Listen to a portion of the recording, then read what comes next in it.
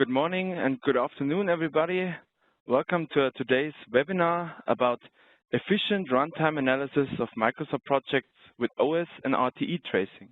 With me is today my colleague Felix Martin from iSYSTEM, and my name is Sebastian Ziegler. I'm product engineer at Vector and working on the TA suite topic.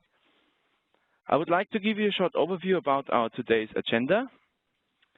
So at first, we will have a look at the motivation. So what's our motivation to provide an efficient solution for runtime measurement on the OS and RTE abstraction layer?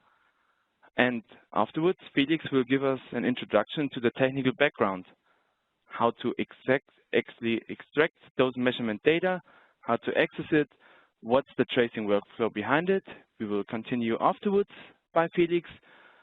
And then we will have a look at the timing tool to evaluate such measurements, what you can do with that, how you report the effects of such a measurement, and what's possible currently by optimizing this whole tool chain. So, the motivation. This is a slide representing a customer project we actually did.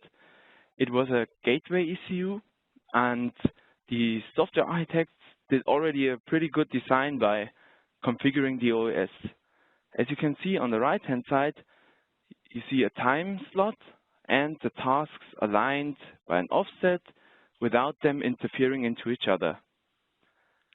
Actually, all of those tasks are non-preemptive in order to maintain a fast processing of those OS tasks. However, this gateway ECU we detected in connected ECUs around the ecosystem of this gateway ECU, functional test errors. And it was pretty hard to actually detect where those functional test errors are coming from. So in the end, it came down to having a delayed message transmission through the gateway. And this was affected by deadline misses of this task. So a certain task in this gateway ECU was actually taking too long due to a high ISR load during that time window, which means, on the other hand, the messages were too late transferred and lead to the functional test errors. As you see in the histogram, there are just a certain amount in the runtime, which you see on the bottom line, and the frequency of occurrence on the y-axis. You could see that just some amount of those task instances violate those messages. That's why it was even harder to detect such runtime problems.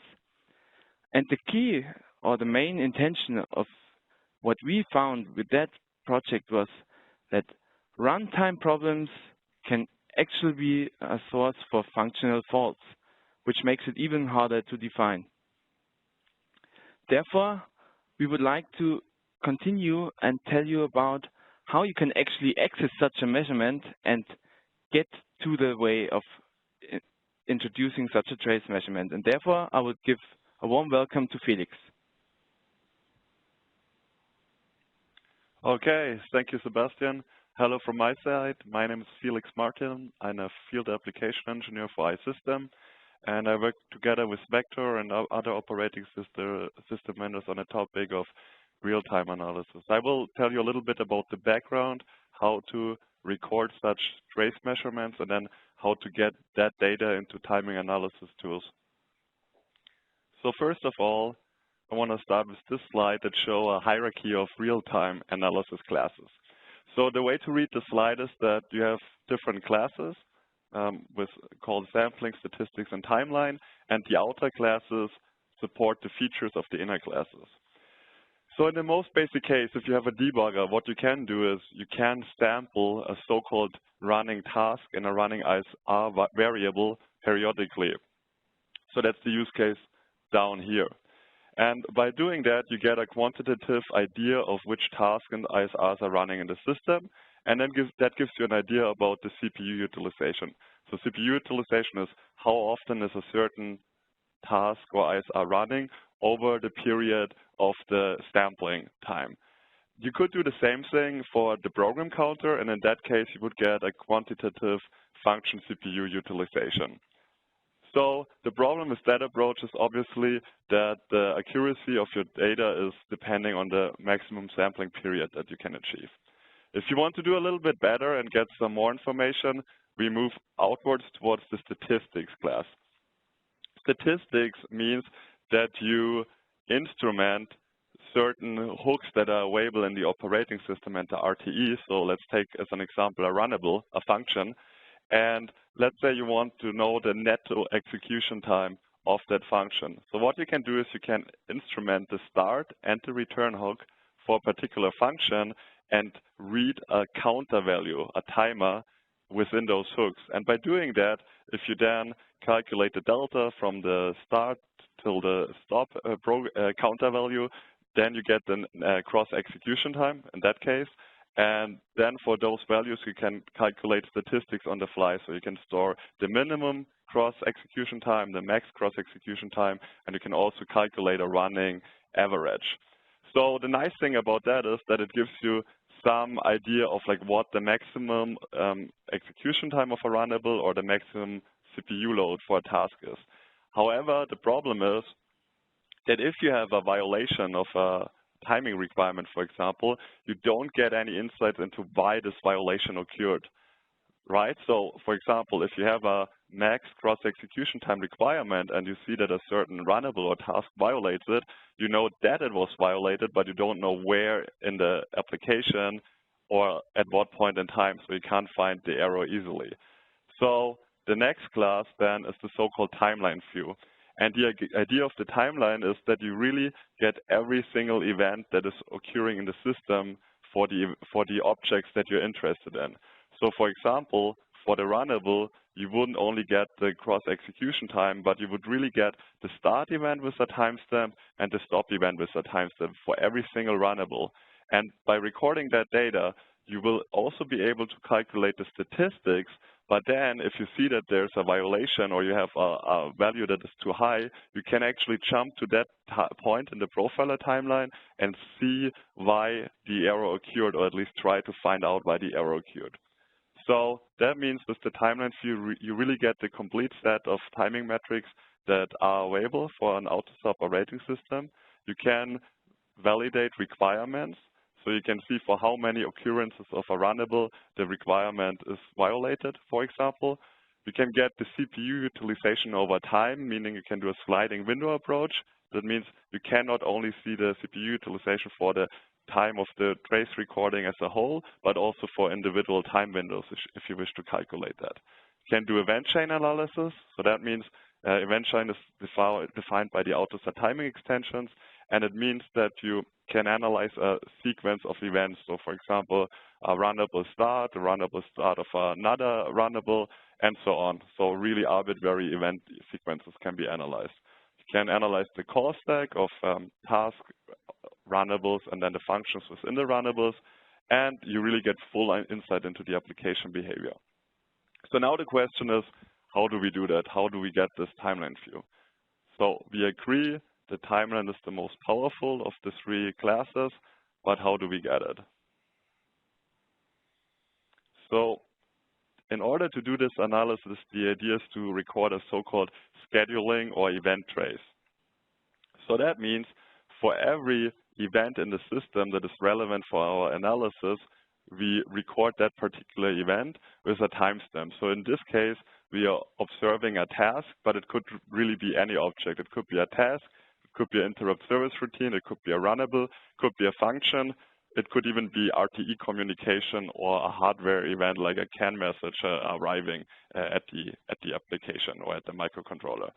So for the example with the task, at first the task is activated, and then after a certain amount of time, the operating system schedules the task, which is a start event. Then a preemption might occur. At some point, the operating system resumes the task, and then eventually a task is terminated, and that's one occurrence of that task entity.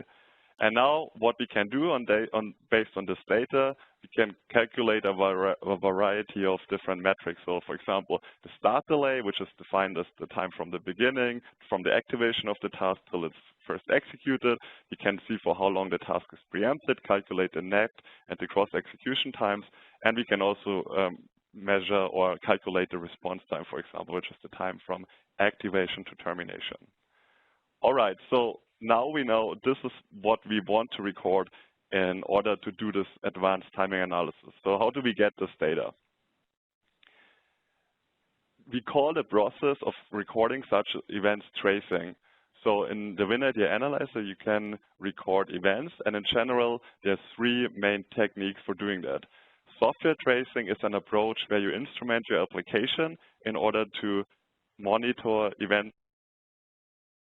For example, for the runnable hooks, whenever the runnable start hook is called for a certain runnable, you can create an event in software. You read a counter to get a timestamp, you read the ID of the runnable, and you store that somewhere in memory.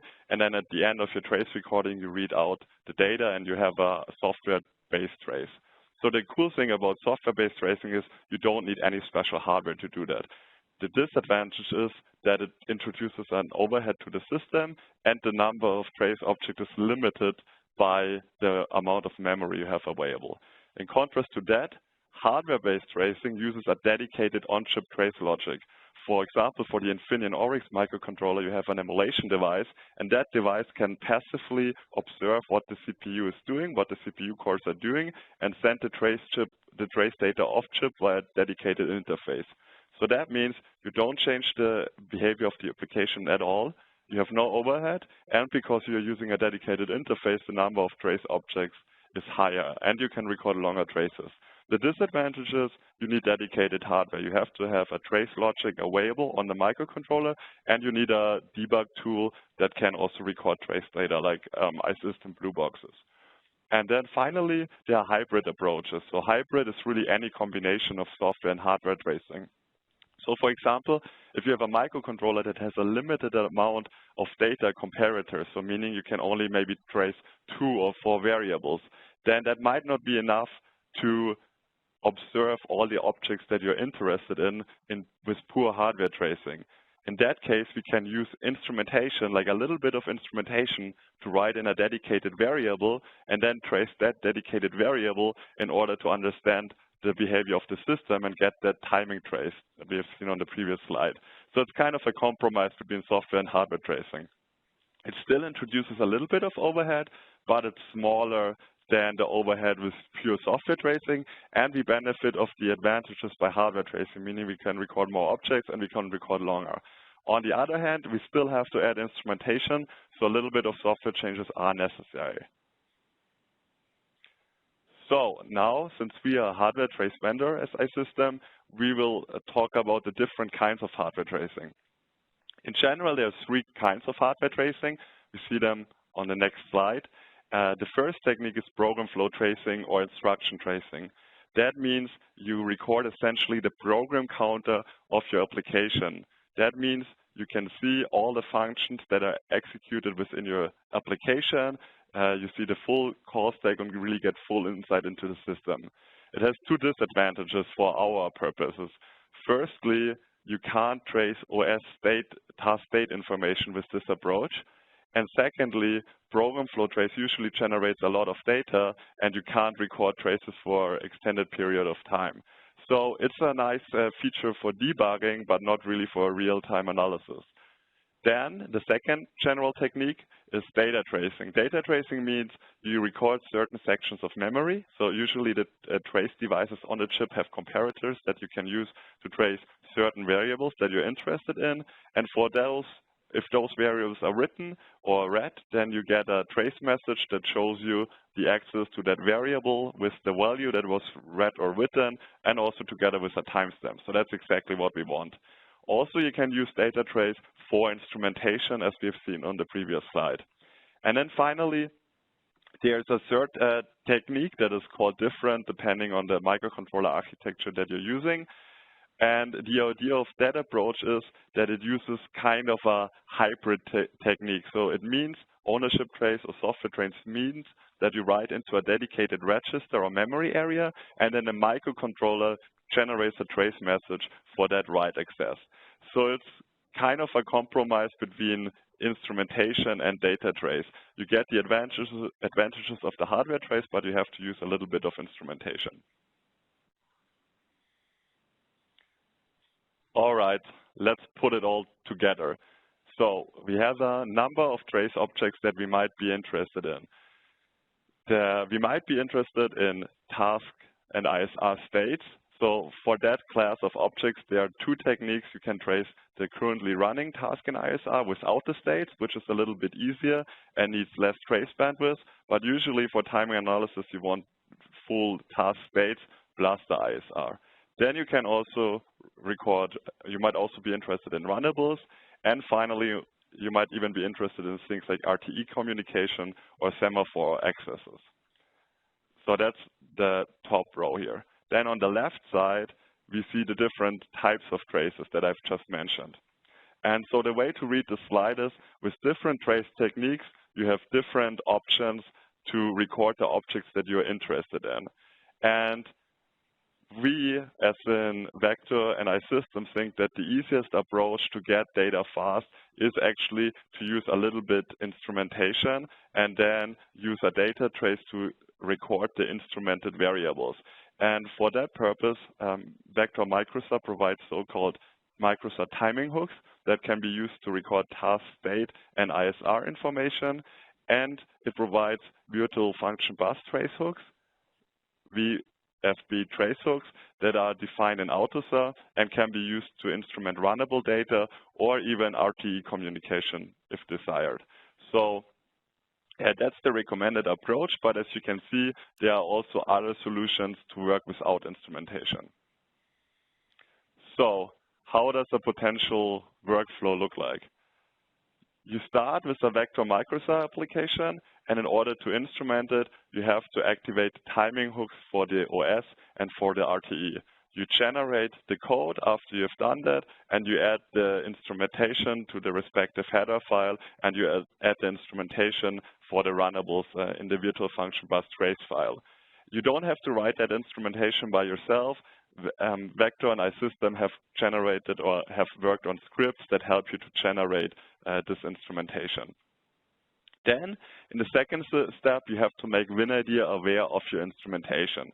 iSYSTEM provides a so-called profiler XML, which is an advanced RTE file. So RTE is the standard format for sharing operating system information, and it has some limitations. For example, when OSEC RTE was specified, the RTE did not yet exist. So that is why an extended file format is required. The RTE standard is currently also working on that.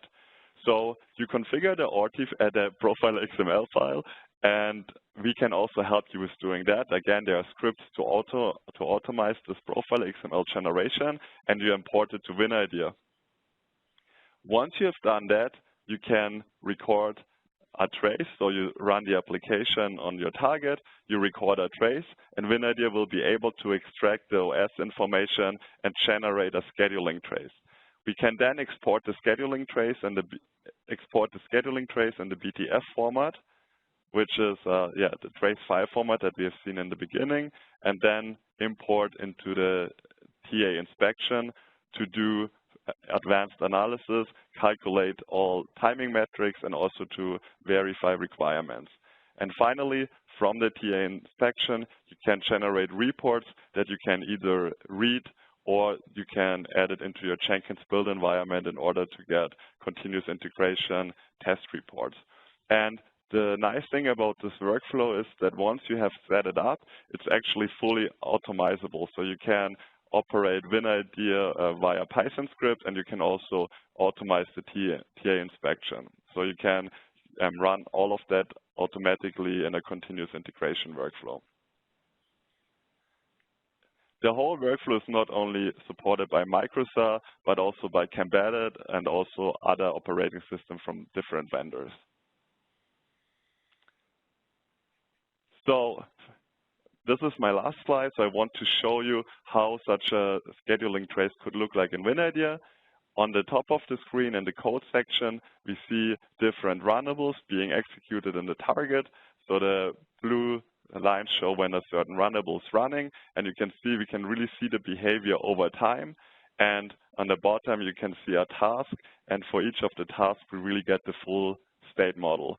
And from this recording, we can then export a BTF trace by clicking the export button, and the BTF trace can then be imported in the TA.Inspection. And Sebastian is going to show you what kind of analysis is possible with that approach.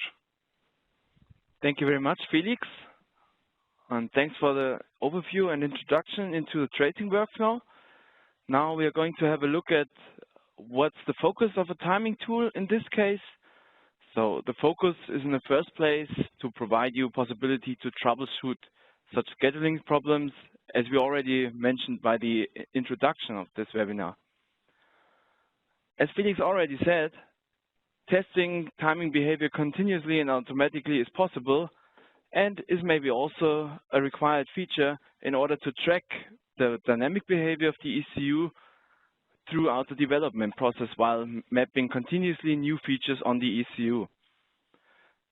In order to do that, you will be provided with the help of finding sources for runtime consumption, and you could therefore evaluate CPU load and other metrics of the target. And the reports actually will document and feedback the information in one source of shareable information. Okay. That means, how do you actually do this troubleshoot problems? You would first start to import the BTF trace, which was generated by the WinIDEA. It's very easy. You go into the TA.Inspection tool, you press right-click Import, you would select the trace format, and then just continue through the dialog. That leads you to a Gantt chart, similar to the one in the WinIDEA, which mentions on this side the cores, actually which cores have been measured, and on the right side the scheduling objects, so the tasks in this case. The different colors therefore highlight the state transitions of those scheduling objects. This color scheme is in this case white for nothing running. For basic task it would be a terminated, for example. Gray for activated, green for running, light green for preempted, and so on. Also, you could see in the blue color the runnables running inside of that task and their execution.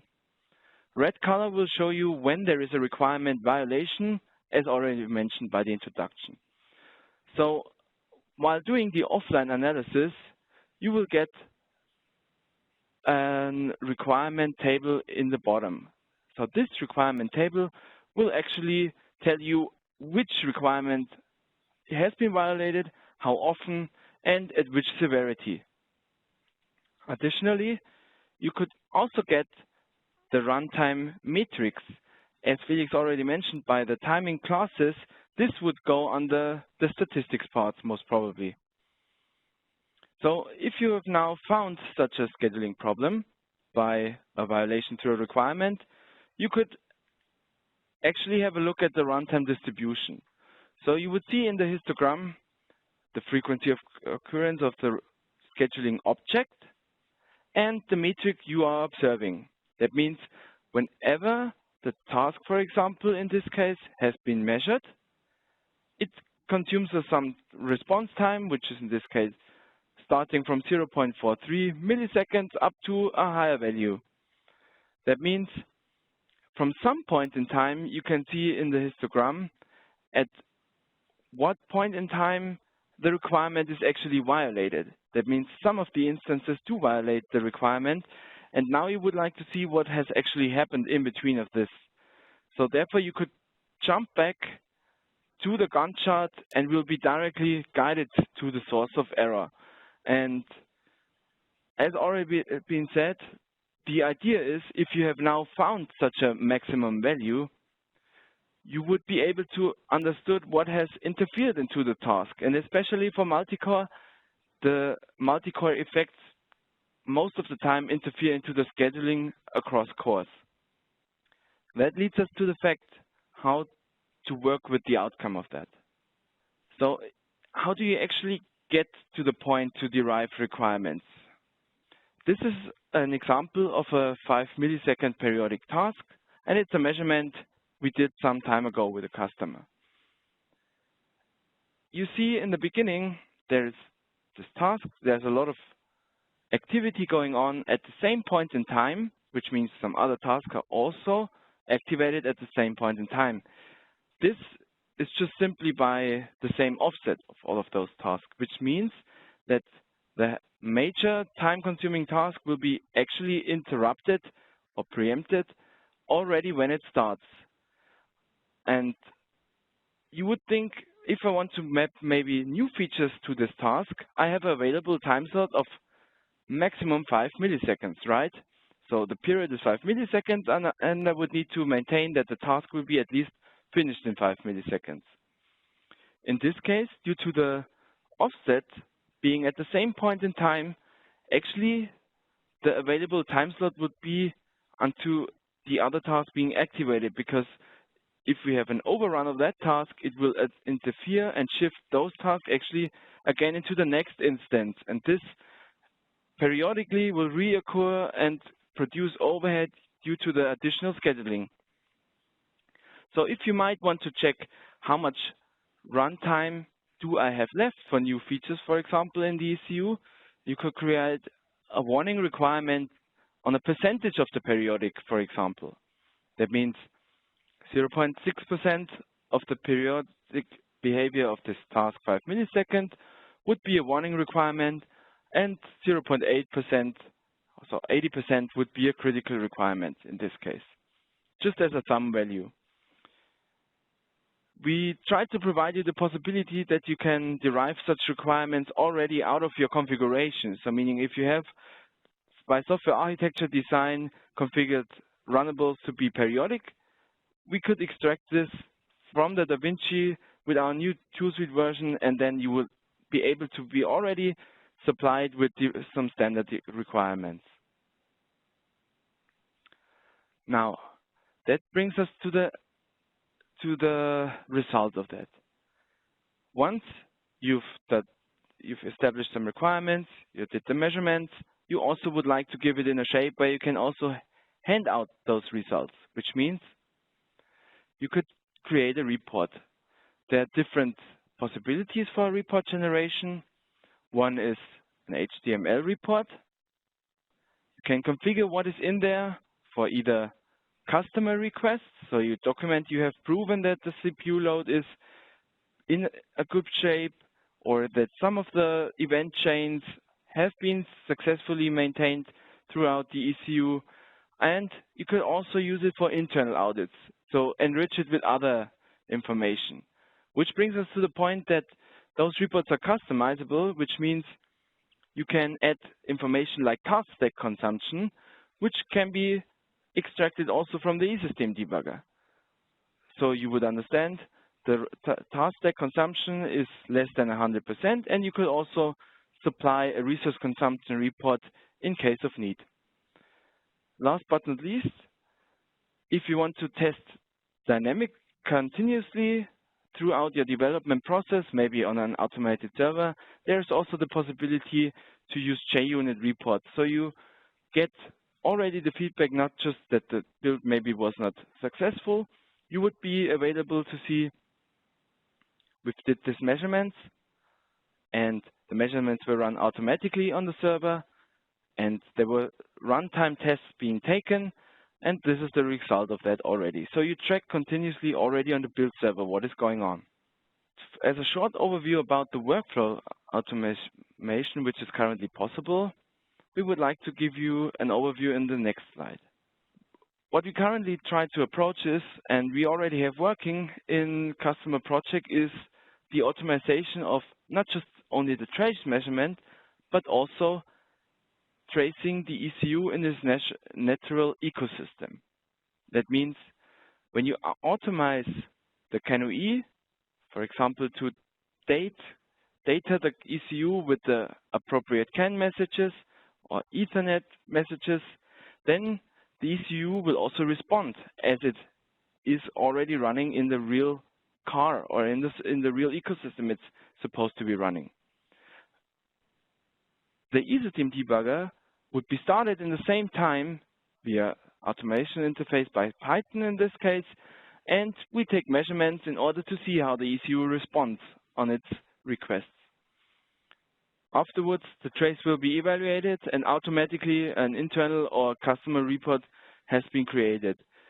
And with this kind of toolchain approach, we were already able to detect the runtime requirement violations we've mentioned in the beginning. This is actually it. We want to say thank you very much for your attention, and if there are any questions, please feel free to also contact us.